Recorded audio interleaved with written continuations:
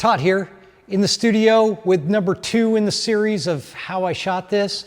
We're going to be looking at some Nike images of some uniforms that I shot. We'll look at the setup, the lens, all that kind of stuff. I don't have anything plugged in because I don't have talent here, but we'll run down all the equipment back there behind me and where it was placed and roughly all that kind of good stuff. So let's take a look at the set.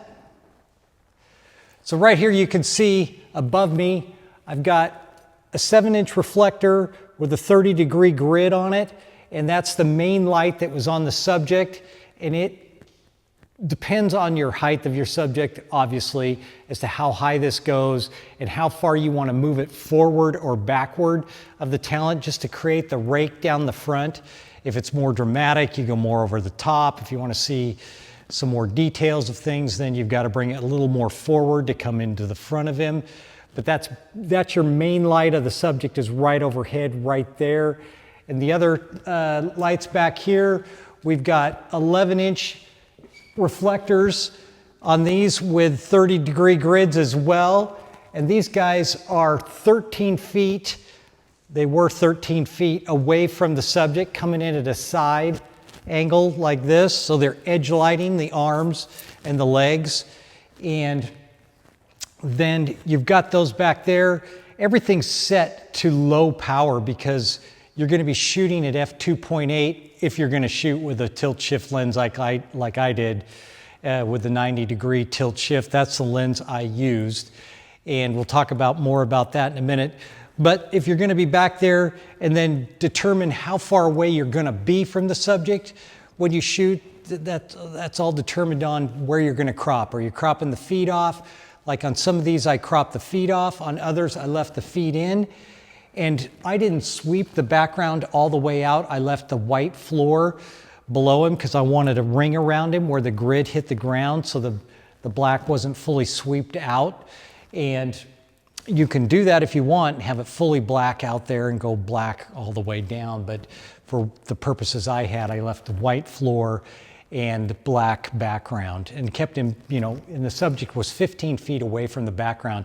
So let the background go really dark behind him. And then you've got your edge lights, which you can see are hitting the edge of the talent, but they're also coming straight into the lens, which creates flare. And you can really see that in the camera because it'll really let your blacks get really kind of flat looking. So you want to block those off with a camera flag. I use these rolling flats, which have white and black on them. And you want to put your black side to the light. You don't want to have it bounce off the white and bounce back into your background. So you use these guys on either side of the talent to block off the background light from where it is. And this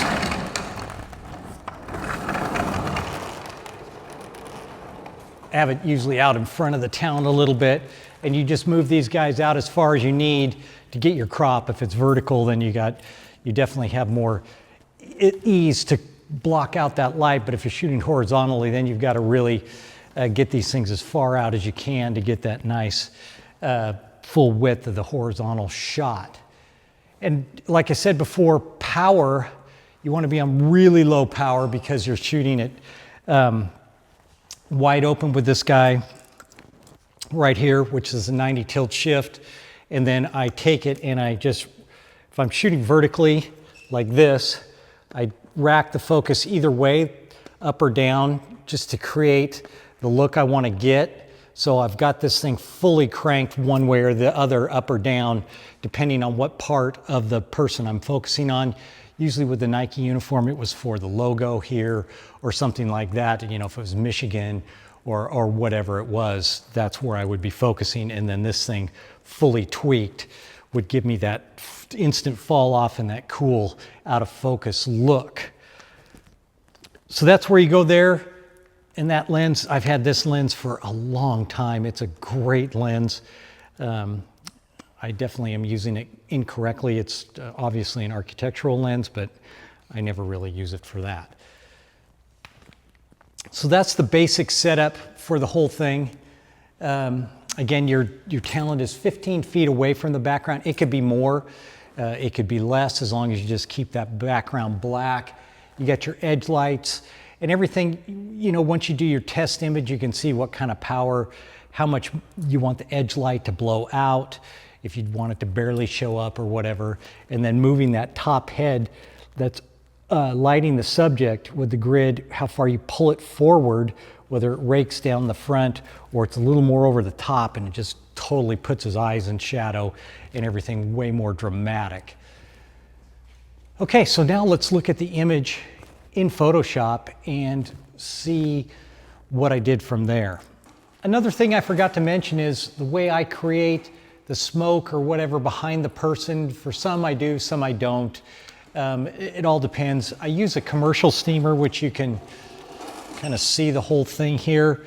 So I use this guy, and it would be, my assistant would be back here just doing a quick little, let it flow up from behind him and then move out of the way. So they just kind of have this off to the side and use this and let this flow up.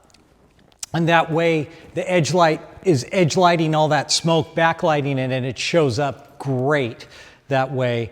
I mean, you could use a smoke machine, other things like that, but this steamer, I've got a few of them here, that they work great for that. And then the steam dissipates really quick and you don't have the room filling up with smoke. I've talked about this before on some other shots that I showed how to shoot this, but that works really, really well.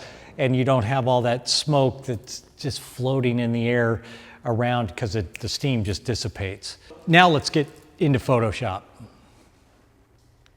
So here we are in Photoshop. This is the first image here. This was for Michigan State's uniform. I had the light a little more forward on this one so I could pick up this a little bit better light so the shadow from his helmet wasn't too bad over the logo of them. And you could see with shooting wide open and tweaking that lens out, the quick fall off you get from all of that. And I've already filtered this one, again, using the Nik Collection 8 software, the tonal contrast, which we'll take a look at here in just a second, but this one's already cropped. I didn't have to worry about the feed on this one because we were in a little bit tighter. So if we move over to this one, this image here, this was for the Olympics, another image. So this is unfiltered, first out. You can kind of see a little bit of what I was using to flag right there, but also you can see the ground here where I was getting the circle from the grid light, which is above his head. And again, just a little bit forward on this to pick up that logo nice and neat, nice and lit on the front of the uni there. And then this one, a little more dramatic. The light was pushed back just a bit more, and you can really see how the light was working on the ground down here as well. Get rid of this thing. You can really see that down there, which makes a nice circle around his feet, which was really cool, very dramatic. And then I jump into the Nik Collection here again. Okay, so now we're into the color effects here. Then I drop down to tonal contrast, and I take up the highlights and the shadows and take down the mid-tones a bit. Then I'll go over and I add a little film grain to it as well. Just a touch of in the highlights, in the arms just a bit, like that. And you can see the difference here. And it's not too dramatic, but it just pops it a little bit more, like that, which looks great. So then I'll apply that. We'll go back there. And it's not a lot, but it just gets a little more contrast and a little bit of grain in there. And that looks really good. There you go. You can see the difference right there. Just pops it a little bit more. And that's that. So that's your look right there. And I'll drop in a couple more images from the same shoot now that we can take a look at. So here's a look at a few more images using the same style, some with smoke and some without.